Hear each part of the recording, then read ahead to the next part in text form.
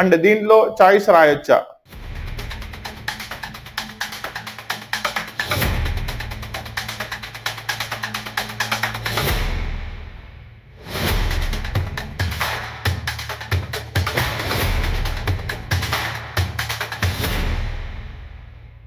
Hi students, actually మనం ఇంత ముందు ఈ సంవత్సరం ఏపీ ఇంటర్మీడియట్ ఫస్ట్ ఇయర్ వాళ్ళకి ఎన్సీఆర్టీ సిలబస్ లో ప్యాటర్న్ లో భాగంగా మారిన మ్యాథమెటిక్స్ పేపర్ ని ఆల్రెడీ డిస్కస్ చేసుకుందాం. అండ్ ఈ రోజు సెషన్ లో మనం కెమిస్ట్రీ పేపర్ ని డిస్కస్ చేద్దాం. నా కెమిస్ట్రీ వచ్చేటప్పటికల్లా ఇంత ముందు 60 మార్కులకి రాసేవాళ్ళు. ఈ సంవత్సరం నుంచి వచ్చేటప్పటికల్లా 100 మార్క్స్ కి రాస్తారు. ఈ 100 మార్క్స్ లో 15 marks will be the practical exams ఉంటాయి. అది సెకండ్ ఇయర్ లో మీకు కండక్ట్ చేయడం జరుగుతుంది. కాబట్టి 100 లో 15 పోతే 85 మార్క్స్ కి మీకు బోర్డ్ ఎగ్జామ్ ని కెమిస్ట్రీ గానీ ఫిజిక్స్ గానీ ఒకే ప్యాటర్న్ లో రాస్తారు. ఓకేనా? కాకపోతే లాస్ట్ ఇయర్ దాంతో చూసుకున్నట్టయితే కనుక లాస్ట్ ఇయర్ మీకు 2 marks 4 marks and 8 marks questions ఉండేవి. 10 2 మార్క్స్ క్వశ్చన్స్ ఇచ్చేవాళ్ళు. 10 2 20 మార్క్స్ వచ్చేసేవి. ప్లస్ 8 మార్క్స్ ఇవి 2 రాయాల్సి వచ్చేది. That is 8 2 16 plus remaining 6 questions వచ్చేటప్పటికల్లా 4 మార్క్స్ క్వశ్చన్స్ రాయాల్సి వచ్చేవి. 24 మార్క్స్. ఇలా ఓవరాల్ గా చూసుకున్నట్టయితే 60 మార్క్స్ కి మీరు రాసేవాళ్ళు. కానీ ఈ సంవత్సరం 85 మార్క్స్ కి పేపర్ వెయిటేజ్ మారడంతో పాటు నెంబర్ ఆఫ్ క్వశ్చన్స్ మారినాయి, పేపర్ ప్యాటర్న్ మారింది. కొత్తగా మీకు 1 మార్క్ క్వశ్చన్స్ ని ఇంక్లూడ్ చేయడం జరిగింది. And 1 mark questions 2 mark questions దాంట్లో చాయిస్ ఇవ్వట్లేదు. లాస్ట్ ఇయర్ 2 మార్క్స్ కి మాత్రమే చాయిస్ ఉండేది కాదు. ఈ సంవత్సరం నుంచి 1 మార్క్ క్వశ్చన్స్ దానికి మీకు చాయిస్ ఉండదు, 2 మార్క్స్ క్వశ్చన్స్ కి కూడా చాయిస్ ఉండదు. 4 మార్క్స్ అండ్ 8 మార్క్స్ దాంట్లో మీకు చాయిస్ ఉంటుంది. ఓకేనా? 4 మార్క్స్ క్వశ్చన్స్ వచ్చేటప్పటికల్లా ఓవరాల్ గా మీకు 12 క్వశ్చన్స్ ఇస్తారు. దానిలో 8 క్వశ్చన్స్ రాయాలి. 8 4 32 మార్క్స్ వచ్చేస్తాయి. అండ్ 8 మార్క్స్ క్వశ్చన్స్ వచ్చేటప్పటికల్లా 3 ఇస్తాడు, దానిలో 2 రాయాలి. 2 8 16. నౌ దీంట్లో మెయిన్ గా మీరు అబ్జర్వ్ చేయాల్సింది ఏంటంటే నెంబర్ ఆఫ్ క్వశ్చన్స్ పెరిగింది కానీ సైమల్టేనియస్లీ టైం అయితే పెరగల. ఓకేనా? మీ బోర్డ్ ఎగ్జామ్ లాస్ట్ ఇయర్ కూడా 3 అవర్సే కండక్ట్ చేసేవాళ్ళు. ఈ సంవత్సరం కూడా టైము 3 అవర్సే ఉంటుంది. ఓకేనా? కానీ ఈ 3 అవర్స్ లో మీరు ఓవరాల్ గా 38 క్వశ్చన్స్ ని రాయాలి, చాయిస్ గనక పక్కన పెట్టేస్తే. ఓకేనా? చాయిస్ ఎలా తీయాలి, ఎందులో మీకు చాయిస్ వస్తుంది, పేపర్ ని 3 అవర్స్ లో కంప్లీట్ చేయాలి అంటే షెడ్యూల్ ఎలా ఫాలో అవ్వాలి, జనరల్లీ ఏ చాప్టర్ నుంచి ఏ వెయిటేజ్ లో ఏ క్వశ్చన్స్ వస్తున్నాయి, ఇవన్నీ కూడా మనం ఈ రోజు క్లాస్ అనాలిసిస్ లో ఒకసారి చూద్దాం. ఓకేనా? ముందు జస్ట్ బోర్డ్ పేపర్ కనుక తీసుకున్నట్టయితే ఫస్ట్ పార్ట్ గుర్తుపెట్టుకోండి. దీనిలో మీకు 4 సెక్షన్స్ ఉంటాయి. ఈ 4 సెక్షన్స్ లో కూడా 38 క్వశ్చన్స్ ని, దట్ ఈస్ 38 క్వశ్చన్స్ ని 4 సెక్షన్స్ లో డివైడ్ చేస్తారు. ఓకేనా? దానిలో ఫస్ట్ సెక్షన్ కనుక చూసుకున్నట్టయితే సెక్షన్ ఏ, ఇది 1 మార్క్. దీనిలో మీకు 9 క్వశ్చన్స్ ఇస్తాడు, 9 ఆన్సర్ చేయాలి, చాయిస్ లేదు. 9 1s 9 మార్క్స్ వచ్చేస్తాయి. ఓకేనా? సెకండ్ రోమన్ కనుక వెళ్ళినట్టయితే ఇది 2 మార్క్స్. దీనిలో కూడా చాయిస్ లేదు. 14 క్వశ్చన్స్ ఇస్తారు, 14 2 28 మార్క్స్ వస్తాయి. సెక్షన్ సి లో మీకు ఓవరాల్ గా 12 క్వశ్చన్స్ ఇస్తాడు. దీనిలో మీకు 4 క్వశ్చన్స్ కి చాయిస్ ఉంటుంది కాబట్టి 8 క్వశ్చన్స్ రాయాలి. 8 4 32 మార్క్స్ వచ్చేస్తాయి. లాస్ట్ వచ్చేటప్పటికల్లా సెక్షన్ డి 8 మార్క్స్ క్వశ్చన్స్ 3 ఇస్తాడు, దానిలో నుంచి ఏమైనా 2 రాయాలి, పేపర్ అయిపోతుంది. నా మేజర్ గా ఫస్ట్ చేంజెస్ కనుక చూసుకున్నట్టయితే ఒక్కో సెక్షన్ నుంచి క్లాసిఫికేషన్ చేసుకుంటూ వెళ్దాం. ఓకేనా? సో దీంట్లో జాగ్రత్తగా చూసుకోండి. మీకు ఓవరాల్ గా 85 మార్క్స్ ఉంటుంది. అండ్ దీంట్లో first Roman that is 9 questions ని రాయాలి.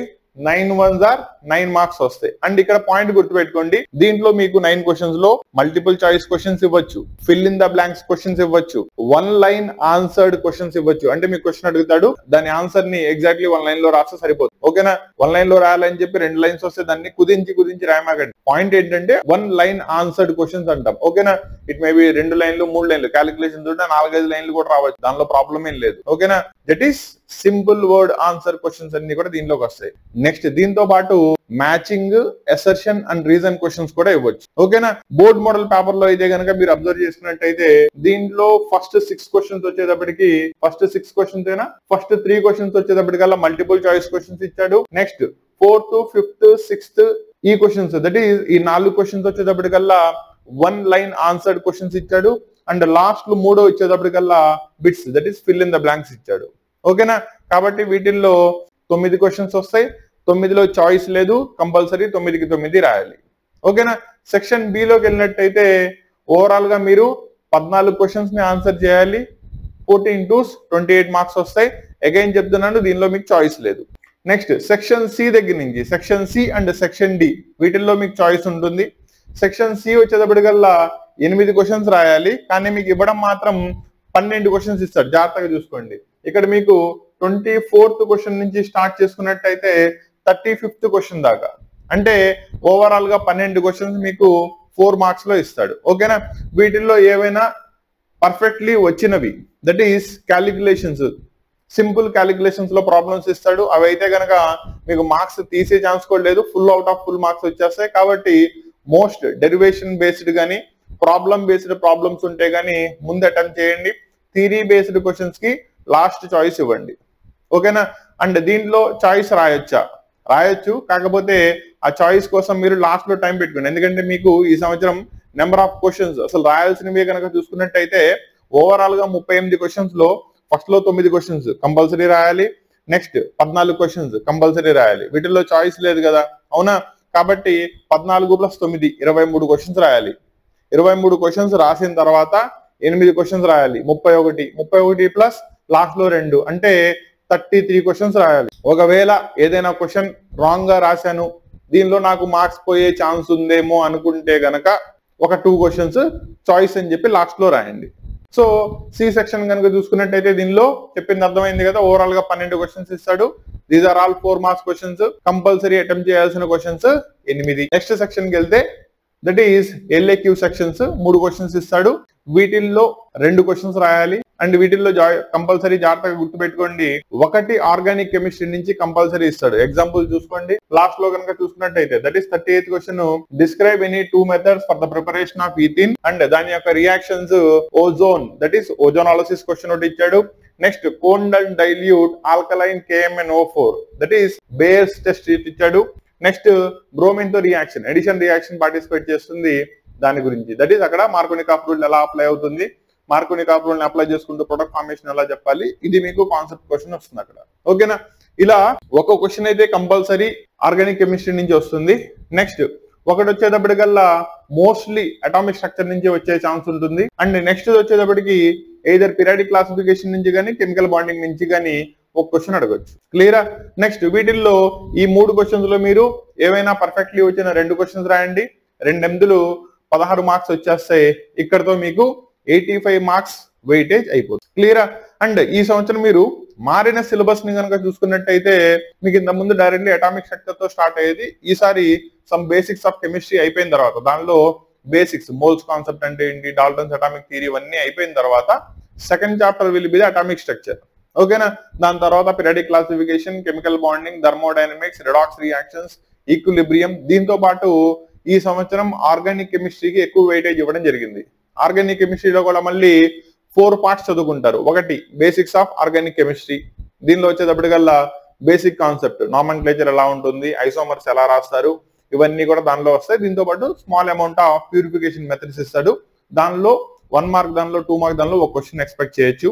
నెక్స్ట్ హైడ్రోకార్బన్స్ లో కూడా ఆల్కేన్స్, ఆల్కీన్స్, ఆల్కైన్స్, ఈ మూడింటి యొక్క డిస్కషన్ ఉంటుంది. నెక్స్ట్ అరోమాటిక్ హైడ్రోకార్బన్స్ ఉంటుంది. లాస్ట్ లో వచ్చేటప్పటికల్లా టాక్సిసిటీ అండ్ కార్సినోజెనిసిటీ.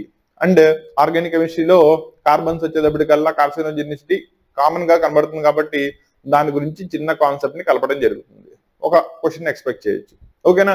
ఇది మీకు ఈ సంవత్సరం ఉన్న సిలబస్. ఈ సిలబస్ లో, మారిన సిలబస్ లో మీరు లాస్ట్ ఇయర్ చదివిన 3 స్టార్ 5 స్టార్ క్వశ్చన్స్ ని పట్టుకుని ఈ సంవత్సరం దానిలో మళ్ళీ అదే లిస్ట్ ఆఫ్ క్వశ్చన్స్ చదవమాకండి. నేను అబ్జర్వ్ చేసింది ఏంటంటే చాలా కాలేజెస్ లో మళ్ళీ అదే క్వశ్చన్స్ రిపీటెడ్లీ ఇచ్చేసి చదువుకోండి వాటిల్లో నుంచి వచ్చేస్తాయి అంటున్నారు. ఈ సంవత్సరం అలా జరగదు నాన్న. ఎందుకంటే మీకు main factor will be the 1 mark and 2 mark questions ఉంటాయి. These will be the main deciding factors. ఓకేనా? దట్ ఈస్ అక్కడ 28 మార్క్స్ రావాలి, ప్లస్ ఇక్కడ 9. కాబట్టి వాటిల్ని జాగ్రత్తగా చూసుకోండి. క్లియరా? ఎందుకంటే ఈ సంవత్సరం స్టూడెంట్ కెమిస్ట్రీలో 85 అవుట్ ఆఫ్ 85 గెయిన్ చేస్తున్నాడా లేదా అనే దానికి 4 marks questions, 8 marks questions are not the parameters.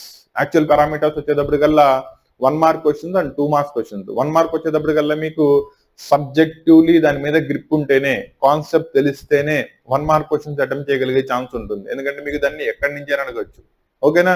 And దీనిలో ఫిల్ ఇన్ ద బ్లాంక్స్ కూడా ఉన్నాయి, ఆప్షన్స్ కూడా ఉండవు. కాబట్టి ఆ కంటెంట్ నువ్వు కంపల్సరీ చదువు ఉండాలి. ఓకేనా? అండ్ 4 1 లైన్ ఆన్సర్ క్వశ్చన్స్ ఇస్తున్నాడు. దీనిలో mostly definition based, calculation based questions ఉంటాయి. ఆర్గానిక్ కెమిస్ట్రీ నుంచి కనుక అడిగినట్టయితే ఐసోమర్స్ మీద, నామన్క్లేచర్ మీద క్వశ్చన్స్ అడిగే ఛాన్స్ ఉంటుంది. ఓకేనా? కాబట్టి కాన్సెప్చువల్లీ ప్రతి లైన్ ని వదలకుండా ప్రాపర్లీ కనుక చదివినట్టయితేనే 85/85 గెయిన్ చేసుకునే ఛాన్సెస్ పుష్కలంగా ఉంటాయి. లేదనుకుంటే నీ రిజల్ట్ ఫ్లక్చుయేట్ అయ్యే ఛాన్సెస్ కంప్లీట్లీ ఉన్నాయి. కాబట్టి ఇది జాగ్రత్తగా గుర్తుపెట్టుకోండి. ఓకేనా?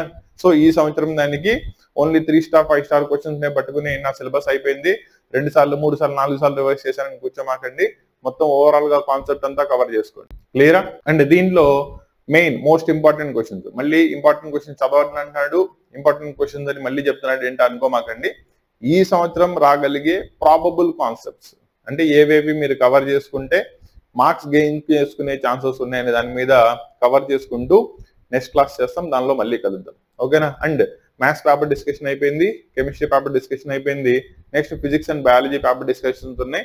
వాటిని నెక్స్ట్ సెషన్ లో డిస్కస్ చేద్దాం. రెండోది, ఈ కంటెంట్ కనుక మేము అందిస్తున్న రామానుజన్ అకాడమీ వైపు నుంచి కంటెంట్ కనుక మీకు నచ్చినట్టయితే ఛానల్ తో ఎంగేజ్ అవ్వండి. సో దట్ ఇంకా నెక్స్ట్ రాబోయే క్లాసెస్ ని కూడా ఎంగేజ్ అయ్యే ఛాన్సెస్, దట్ ఈస్ కంటిన్యూటీలో ఉండే ఛాన్సెస్ ఉంటాయి.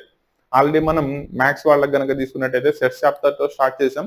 దానిలో ఆబ్జెక్టివ్ క్వశ్చన్స్ ఎలా అడగచ్చు, మెయిన్ కాన్సెప్ట్స్ ఏవి కవర్ చేసుకోవాలి, ఇవన్నీ కూడా మనకి ఛానల్లో అప్లోడ్ చేయడం జరిగింది. Complete intermediate content, that is class 11, class 12, దీంతో పాటు objective, that is IIT, NEET and EAMCET classes అన్ని కూడా అప్లోడ్ చేయడం జరుగుతుంది. కాబట్టి ఇక నుంచి ఎవరైతే ఇంటర్మీడియట్ స్టూడెంట్స్ ఉన్నారో వాళ్ళు రామానుజన్ అకాడమీని ఫాలో అయితే కనుక క్లాసెస్ అన్ని కూడా కంటిన్యూటీలో ఉంటాయి. ఓకేనా? నెక్స్ట్ క్లాస్ సెషన్ లో మళ్ళీ కలుద్దాం.